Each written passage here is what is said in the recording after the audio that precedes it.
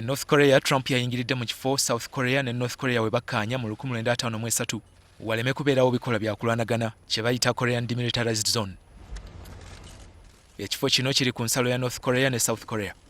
Trump yasookedde South Korea bwe yabadde kyajjava Japan mu lukuŋŋaana lw'amawanga 24 dda oba G20 olwo n'alyoka agendako North Korea ku bugenyi bwe yasabira ku mukutu gwe ogwa Twitter ennaku ntono eziise.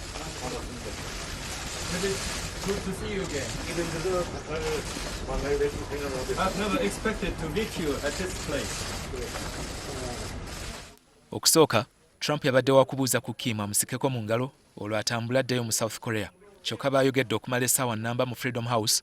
Trump n'agamba nti bakkaanyiza baddemu okwogera ku kya North Korea okukomya okuweesa ebyokulwanyisa bya nuclear.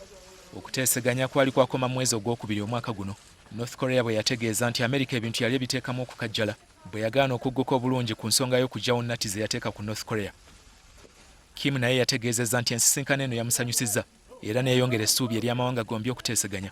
Trump nga bulijjo yalumbye ab'amawulire nti byakola tebabirabawo. Mu North Korea abantu tebamanyi nnyo bigenda mu maaso walala mu nsi olw'enzikiza gavumenti mwe bakuumira. Kyokka amawulire ga Trump okulinnyako mu ggwanga eryo gabadde ku mwanjo ku TV y'eggwanga. Mu kuddayo ku ludda olwa South Korea, Kim yawerekedde ku Trump olwo President wa South Korea Moon Jae-in naye n'abeegattako ne banyumyamu okumala akaseera katono.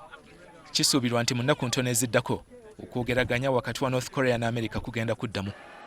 Mu kusiibula, Trump yasabye Kim naye amukyalireko olumu mu Amerika.